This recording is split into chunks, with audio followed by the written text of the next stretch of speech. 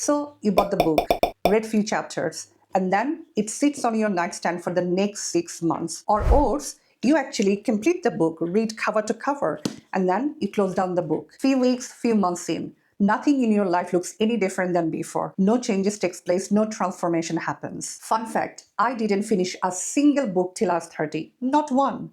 Then something shifted. I started to developing an effective reading habit. But more importantly, I started to apply the knowledge and the lessons from the books in my own life and career. And that's when the actual transformation began to show up in my life. So in this video, I'm sharing 9 books that gave me 9 specific transformation that completely changed my career and life. These books are categorized across 2 categories: career money, self-development, and spirituality. These aren't just books I bought. Many of these books I have gifted to my friends and family, and I know how these books also have changed their life too. Unlike any other book video summaries, in this video, I'm sharing one real transformation in each of these books can bring into your life too. So after reading this book, not only you walk away with the idea that changes your mindset, but importantly, its application will transform your life too. I'm going to share the links of these books in the description box below, so be sure to check it out. If you appreciate this content so far, please be sure to gently tap the subscribe button. It really helps this branding channel to reach out more people just like you. The first book, Psychology of Money by Morgan Housel. Imagine this. You just received your bonus. Then you're faced with $1 million question. Do you save this money, invest, or upgrade your lifestyle? Now, these books helps you to get to the real answer, not the one only comes from your head. You see, this question isn't a math problem. It's a psychology problem wearing a math costume. Your relationship with money and financial risk tolerance is directly related to your lived experiences and your personal history. So to get to the real answer, you need to go beyond just a spreadsheet. Once this concept clicked for me and I started to develop a real understanding of how my relationship with the money and the psychology behind it, it changed everything for me. I went from 150K in unsecured debt to debt-free in just under 15 months. So the real shift for you, next time you get some additional money, don't ask what is the smart financial move.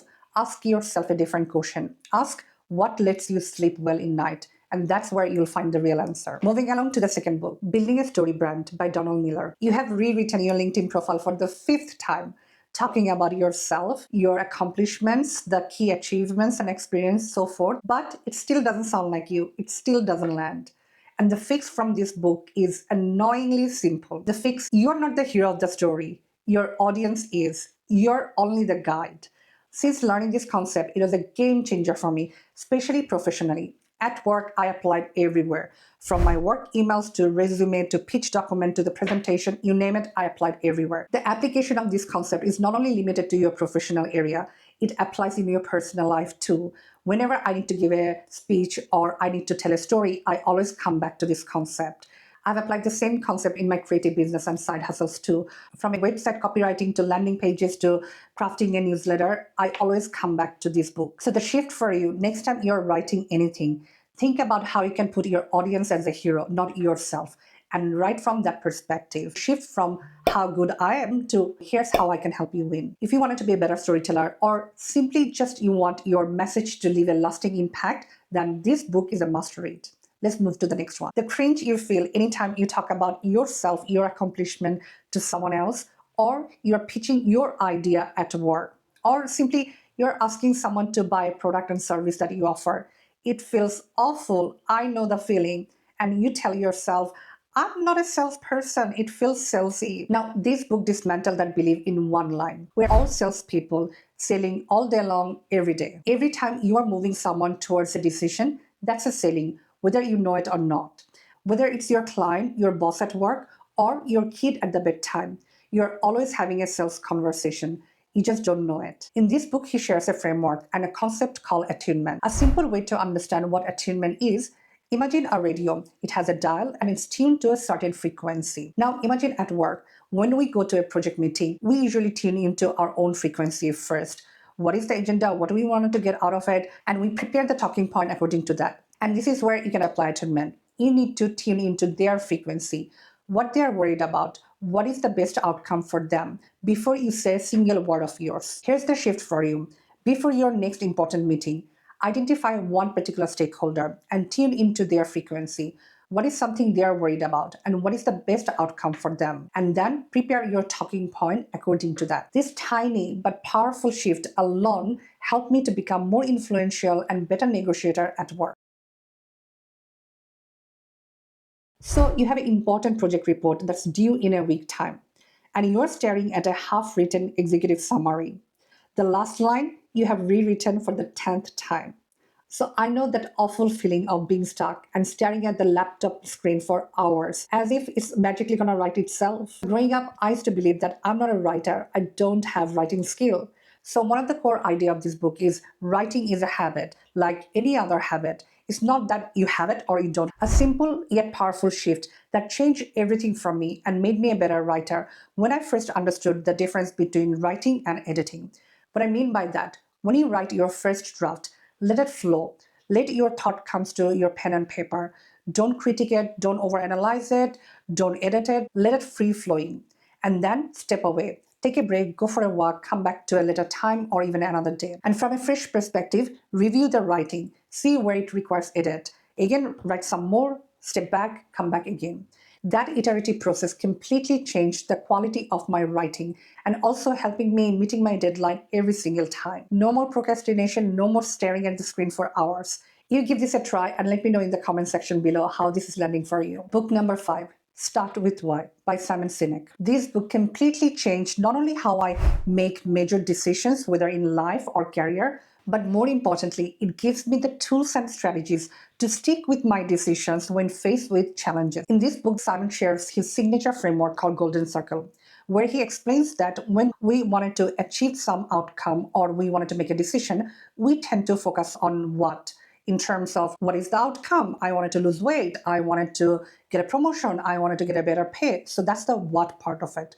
But often we are not clear enough or we don't even know the why behind it, why we wanted to lose the weight. Unless we have a clear idea of our why and that why is strong enough for us to pull towards the achievement or the outcome, when we face with challenges and adversity, which we will face because it's a life, at times we tend to give up on our goals, give up on our dreams. So if you really need to have a reason to pull towards your goal, and that's the why. When I apply this concept in my own life, I went from someone who never had done exercise in her entire life, weighing about 93 kilo, to someone who became a trail runner and ran her first 10-kilometer around Uluru in Australia. I had a very strong and compelling why behind my own health journey. Without that, I don't think so it was possible for me.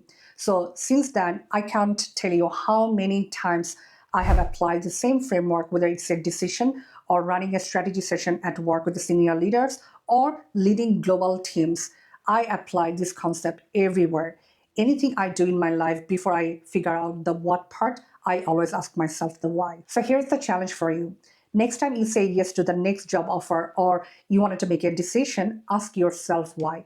Write down your strong, compelling why. Once you know your why, share with us in the comment section below. Would love to learn from you. These 5 books completely changed my career, how I show up at work, how I think about money. But the next 4 books where the magic lies that completely transformed my mindset and also helped me to reconnect with my authentic version and give me the courage and permission to show up as authentically in life. So let's unpack them. Book number 6, Autobiography of a Yogi by Paramahansa Yogananda. Whether you're new to meditation or mindful practices, or you're someone who's been doing meditation for some time, I can bet still you have times when you open up your meditation app, you sit there to meditate, and within 5 minutes, you tell yourself, it's not working. I'm not able to meditate properly, right? In this book, there is a quiet correction to that exact mindset. It shares about principles of spiritual practices.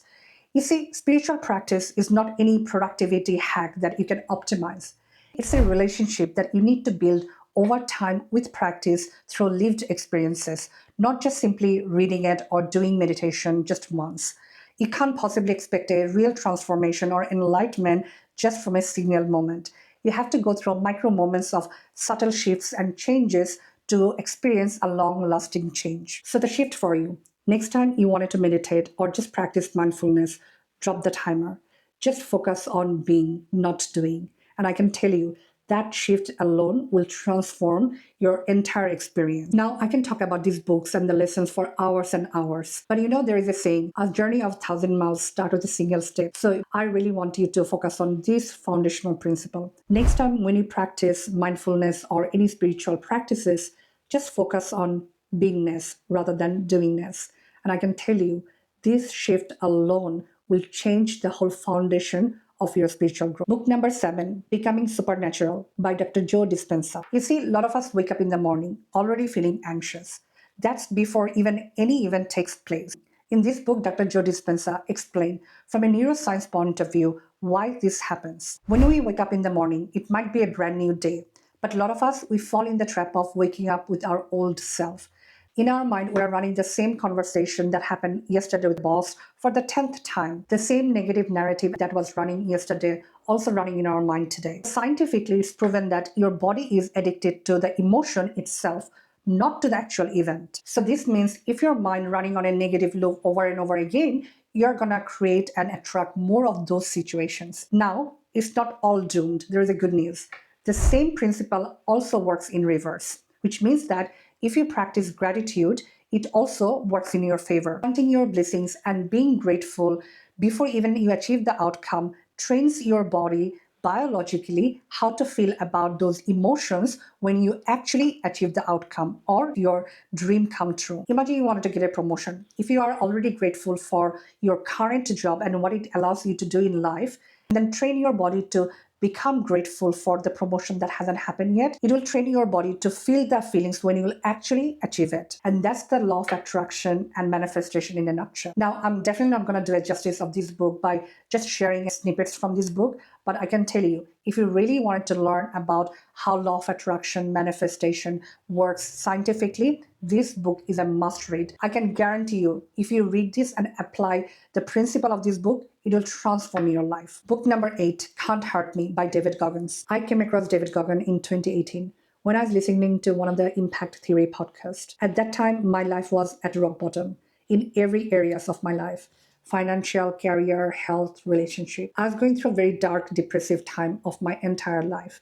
And genuinely, I didn't want to even live. That single episode and a concept from that single episode completely changed my life. The stories from this book and one core principle, when I was able to apply in my life, I was finally able to pull myself out of that dark, depressive corner. One of the core concepts was 40% rule, and I specifically applied in my health journey. At that time, I was going through a lot of health crisis, and my doctor finally gave me an ultimatum that I must make lifestyle changes. I went from someone who never have done exercise or run in her entire life to someone who became a trail runner.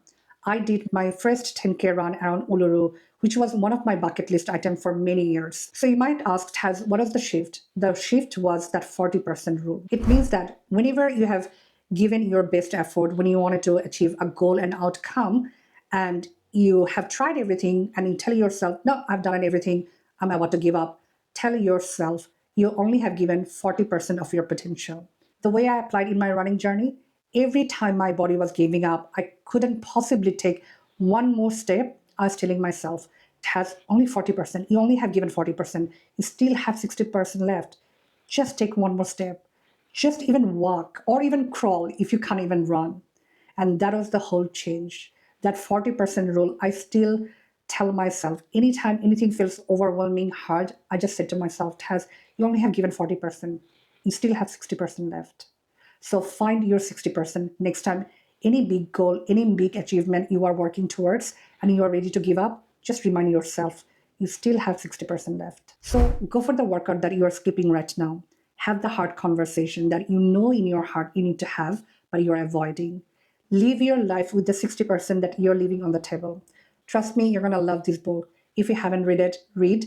And also, if you have read it, please share with us how it also has changed your life. The final book, Meditation by Marcus Aurelius. It's 9 p.m. in the evening. You're spending time with your kids and loved ones. But in your mind, you're replaying one conversation over and over again that took place earlier in the day at work. Same conversation in your mind running from different angles. You're thinking what they actually meant. What should I have said differently? Oh, what they're thinking about me now. so and so forth. That's a classic case of overthinking disguised as a problem solving. And the fun fact, it actually solves nothing. It just keeps the loop running on and on. So how should one navigate through this overthinking situation? Interestingly, even 2000 years back, we have to deal with the same problem that time too. So Marcus Aurelius writes about how one should focus on things that they can control, not the things they don't have control over. You can't control how other people think or perceive about you. You can't control what already has happened or the events that are outside of your control. Fun fact, he wasn't even writing for an audience in the first place. It was actually his private journal where he was writing and journaling about art of concentration and focus, how one should approach that. These were all the journal notes for himself as he was running an entire empire and burying his own children. So the shift for you, next time you overthink something, your brain goes into spiral, ask yourself, is this something in your control? If not, let it go. I know the art of surrender is not something easily comes to people like me, type A person, but that's a teaching I always come back to and anchor myself in anytime I'm overthinking about something beyond my own control. That's it. 9 books, 9 real opportunity for transformation to take place in your life once you read it and apply it. If you enjoyed this content so far, please gently tap on the subscribe button. It really helps this channel to reach out to more people just like you. And also share with your one friend who will benefit from the wisdom of these books. I've also listed down all the links of these books in the description box below for you to find easily. Until next time, I'm rooting for you. Keep showing up for yourself. And when life gets hard, remind yourself you still have 60% left. So take care. Bye for now.